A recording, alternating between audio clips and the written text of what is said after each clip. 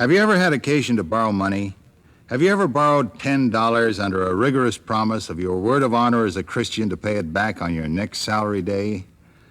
Have you ever borrowed as much as $1 million at a time? Here below are the little scenes that take place on the occasion of an ascending series of loans. Tableau number 1. The scene in which hard-up Jones borrows $10 till the first of next month from his friend Canny Smith. Say, look here, old man. I was wondering whether perhaps you wouldn't mind letting me have $10 till the end of the month. $10? Oh, I could give it back all right for dead sure just the minute I get my salary. $10? You see, I got into an awful tangle.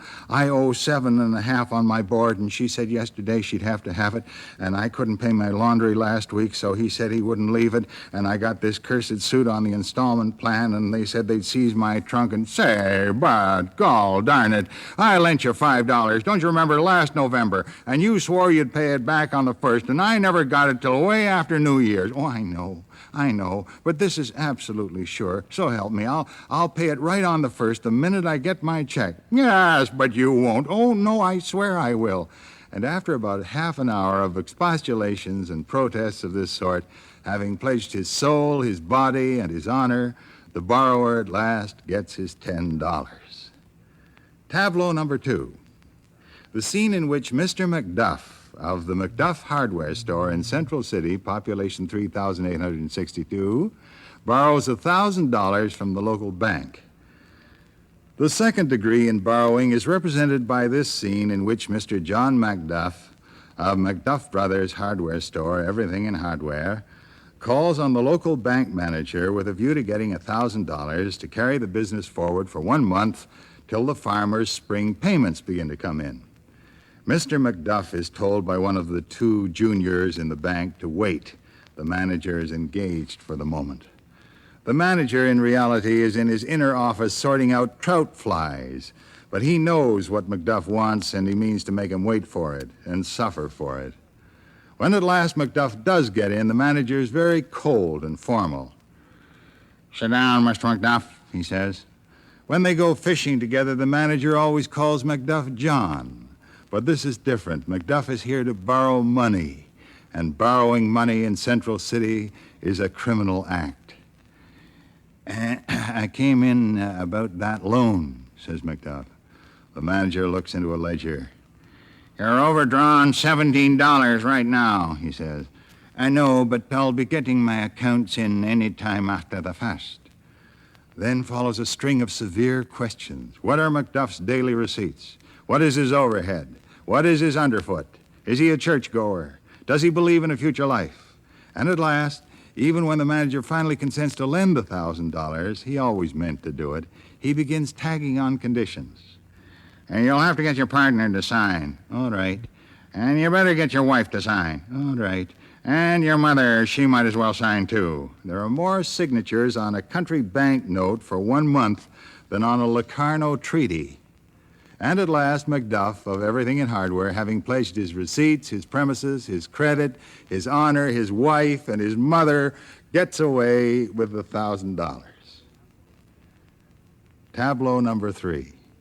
How Mr. P.O. Pinkpoint of the great financial house of Pinkpoint, Ping Pong and Company, New York and London, borrows $1 million before lunch. Here the scene is laid in a fitting setting. Mr. Pinkpoint is shown into the sumptuous head office of the president of the First National Bank. Good morning, says the president as he rises to greet Mr. Pinkpoint. I was expecting you. Our general manager told me that you were going to be good enough to call in. Won't you take this larger chair? You'll find it easier. Thank you. You're very comfortable here. Yes, we rather think this is a pleasant room, and our boardroom we think is even better. Won't you let me show you our boardroom? No, thanks. I'm afraid I hardly have the time. I just came in for a minute to complete our loan for $1 million. Yes, our executive vice president said that you're good enough to come to us. It's very kind of you, I'm sure. Oh, not at all, not at all. And you're quite sure that $1 million is all that you care to take? We shall be delighted, you know, if you will make it $1.5 million. Oh, scarcely. $1 million, I think, will be ample just now. We can come back, of course, if we want more. Oh, certainly, certainly. And do you want us to give you any security or anything of that sort? Oh, no, quite unnecessary. And is there anything you want me to sign while I'm here? Oh, no, nothing. The clerks will attend to all that. Well, thanks, then. I needn't keep you any longer. But won't you let me drive you uptown? My car is just outside. Or better still, if you're free, won't you come and eat some lunch with me at the club? Well, thanks. Yes, you're really extremely kind. And with this, quite painlessly and easily, the $1 million has changed hands. But even that is not the last degree. Eclipsing that sort of thing, both in case and in splendor, is the international loan, as seen in tableau number 4.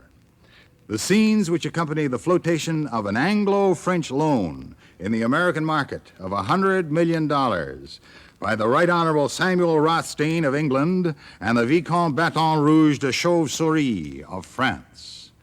This occurrence is best followed as it appears in its triumphant progress in the American press. New York, Friday.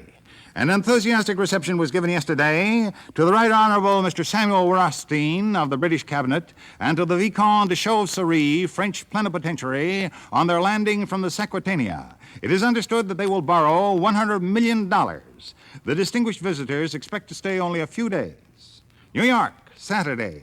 An elaborate reception was given last evening in the home of Mrs. Bildermont to the Right Honorable Samuel Rothstein and the Baron de Chauve-Souris. It is understood that they are borrowing $100 million. New York, Monday. The Baron de Chauve-Souris and the Right Honorable Samuel Rothstein were notable figures in the Fifth Avenue Church Parade yesterday. It is understood that they will borrow $100 million. New York, Tuesday. The Baron de Chauve-Souris and the Right Honorable Samuel Rothstein attended a baseball game at the Polo Grounds. It is understood that they will borrow $100 million.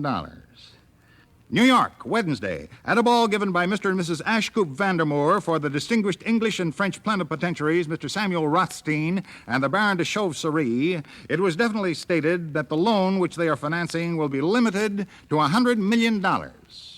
New York, Wall Street, Thursday. The loan of $100 million was subscribed this morning at 11 o'clock in 5 minutes.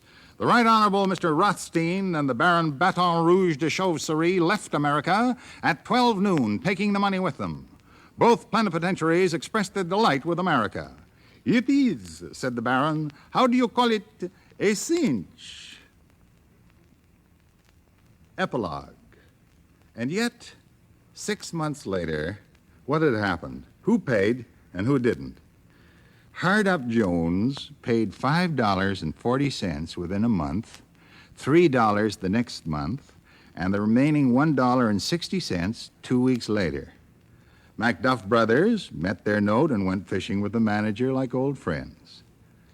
The Ping Point Syndicate blew up and failed for $10 million, and the international loan got mixed up with a lot of others, was funded, equated, spread out over 50 years, capitalized, funded again.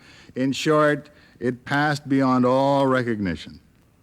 And the moral is, when you borrow money, borrow a whole lot.